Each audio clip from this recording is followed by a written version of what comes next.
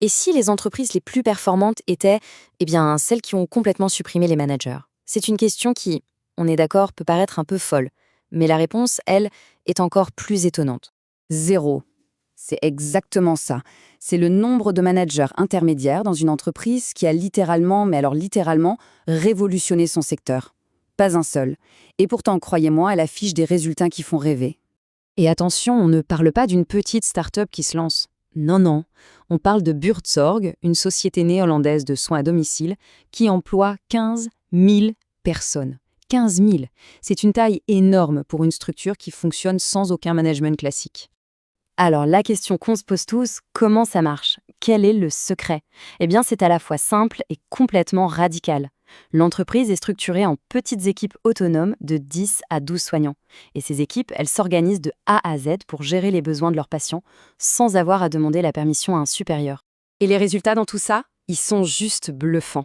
La satisfaction des clients, c'est la plus haute du secteur. Les coûts de fonctionnement, les plus bas.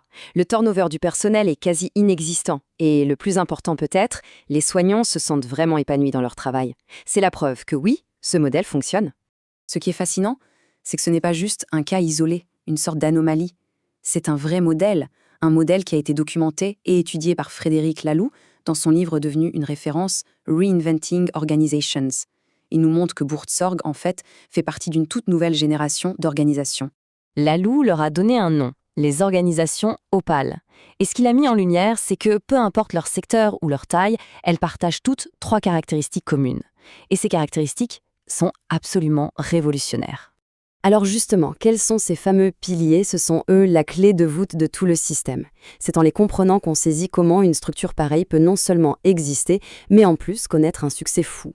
Le premier pilier, c'est l'autogouvernance. L'idée de base est simple, on remplace le contrôle par la confiance. Fini les décisions prises par un manager dans sa tour d'ivoire, loin du terrain. Non, ici, les décisions sont prises directement par celles et ceux qui ont l'expertise. C'est ça, la puissance de la décentralisation mise en pratique. Le deuxième pilier, c'est ce qu'on appelle la plénitude. Qu'est-ce que ça veut dire? Ça veut dire qu'on peut venir au travail en étant soi-même, entièrement. Pas besoin de mettre un masque, de laisser ses émotions, son intuition ou même sa vulnérabilité au vestiaire. L'objectif, c'est de créer un espace où l'authenticité n'est pas juste tolérée, elle est encouragée. Et enfin, le troisième pilier, la raison d'être évolutive. Ces organisations, elles ne sont pas juste là pour faire du profit. Elles ont une mission plus grande. Et cette mission, elle n'est pas figée. Elle est perçue comme un organisme vivant qui peut grandir, s'adapter, évoluer en écoutant ce qui se passe autour d'elle.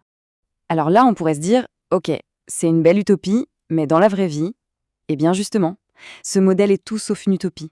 Il est bien réel et il est appliqué avec un succès énorme par des entreprises bien concrètes partout dans le monde. Des noms comme Patagonia, par exemple, le géant de l'outdoor, ou Favi, un sous-traitant automobile en France, ou encore Morningstar, un leader de la transformation de tomates aux États-Unis. Toutes ces entreprises fonctionnent comme ça depuis des décennies.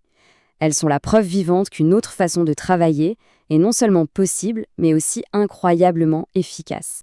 Tout ça nous amène à une réflexion plus profonde.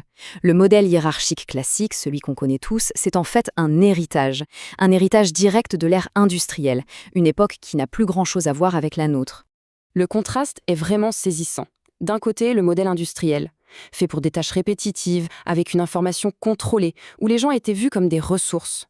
Et de l'autre, le modèle opale, pensé pour le monde complexe d'aujourd'hui, où l'info est transparente, où les gens sont considérés dans leur globalité et où tout repose sur la confiance et l'autonomie.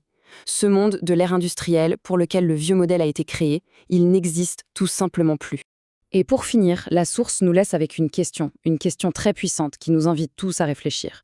Dans l'organisation où l'on travaille, est-ce qu'on permet vraiment aux gens de devenir entiers avec tout ce qu'ils sont? C'est une question qui mérite qu'on s'y attarde.